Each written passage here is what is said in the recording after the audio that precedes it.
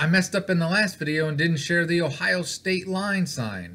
But here's a non-update update for those wondering. Alright YouTubers, I told you that the next video was going to be me telling you what the diagnosis is, what's up with Cousin Eddie. Well, turns out I didn't tell you the truth. Not because I purposely didn't tell you the truth, but because I haven't taken him to the shop yet. I've had a few other things come up, and I kind of put it on the back burner, but I'll be doing that soon. What's interesting is I'm in the middle of like a vehicle arguing with me thing. My bike's all messed up, so I either got to get it fixed or get a new bike. I took another trip, which will be a video before we find out what happened to this in the car. And part of that was to get the car looked at. Luckily, car's fine. I think I'd rather be in the RV, but coming back to a convertible's nice too. I took it to a different mechanic than I normally do. I had to go house sit, so I took it to the mechanic a relative uses all the time, and very happy with what they did. They looked everything over. They checked the whole vehicle, said I can put off for a while, which is great because I got to find out what up with Eddie. Again, I drove Eddie around a little bit, and I'm almost convinced with my limited knowledge that it is a separated tire in the back. I think it's the back driver's side. It just bounces and wobbles, and every common sign of what a separated tire would be is the sign I'm getting. I pulled and prodded and did all that stuff. I got in the back end of here and I jumped all around trying to get the RV moving around to see if there was any other noises, and there aren't. I checked lugs. I did all this simple stuff. And what's funny is my neighbor, my next door neighbor, who's an older guy who can fix everything, I came back from my trip and I told him what was going on with it. And he said, you know, I got underneath your RV, crawled up under there and looked, and he said, you got a lot of things under there that it could be, but from what I can see, I don't think anything else is broken. So very shortly, I'm going to take Eddie to the shop and see what's going on with it. So since I've been back, I took another trip, just a short trip. I'll do a video on that, like I already said, because I like to repeat things. It's very important that I repeat things. Captain Obvious and Captain Redundant. But I also did some cooking, and at the end of this, I'm going to throw in some cooking. So I know I had said, for some of you that like to keep track on when somebody has an issue, what that issue might be, it's going to be a little bit longer. Before I get to that video, I'm going to try to do some other videos that I've caught back up on. But I'm back in Ohio. I've been back in Ohio. I think it's 10, 12 days, something. I don't know. I've lost track. And, yeah. So Eddie will get updated when Eddie gets updated.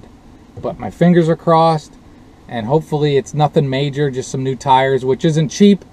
But cheaper than when your mind starts going, what could be the worst case scenario? So, and tires being 4 years old, it's not a terrible idea to change them. I checked the weights on them. I checked everything that I could think of that could be simple. But I know a lot of people will disagree with me.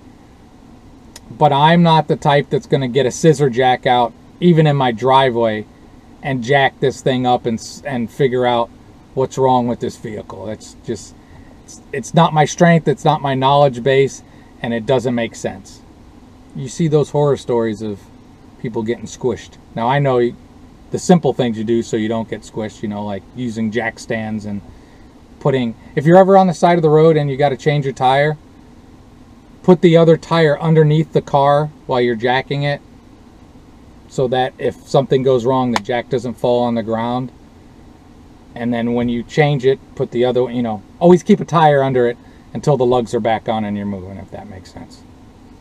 But that was just some weird off-the-topic ramble. So now I'm going to show you some food. I ate some pasties that I brought back from G&K's and stuff like that. Maybe throw the cats in this video. So I hope this pointless video was a pointless video that you may have enjoyed anyways. But now let's move on to some other stuff. Oh, and while I was driving, my air pressure bag, the needle was just, it was dancing like it was in the best club you've ever been to. It was bouncing all over the place. Like I said, I did jump around in here afterwards and I don't hear any noise. And I know it's super simple, but it can make a difference. My weights are still on there. See, there's another one still on there. They're all on there. All right. So it's my first day back. Well, the RV is probably still warm, and my first meal back in Ohio is going to be a Gene K pasty. These were half-baked, and when I talked to them, they thought this would be the best thing for me to buy. I bought a bunch of these, and I actually bought some day-old that he told me would do really well staying frozen and make it back to Ohio. So I got a bunch of those, and they were a little bit cheaper. They're already in the freezer, but we're going to cook this half-baked one for 45 minutes. It's kind of sad to be back in Ohio, but I guess a pasty will make it alright. Alright, I kind of broke it over there putting it in, but hopefully it'll turn out alright. This is the Mini that did not make the trip, that stayed behind. 45 minutes. Cook, pasty, cook. So if you pick one up at the shop and take it home with you, or you order it online and have it shipped, they turn out pretty good at home, and the pasty sauce is great too. So my first meal back in Ohio has to be a pasty, doesn't it? From Gene K's. It made it. Made it all the way from Marquette. And with the pasty sauce.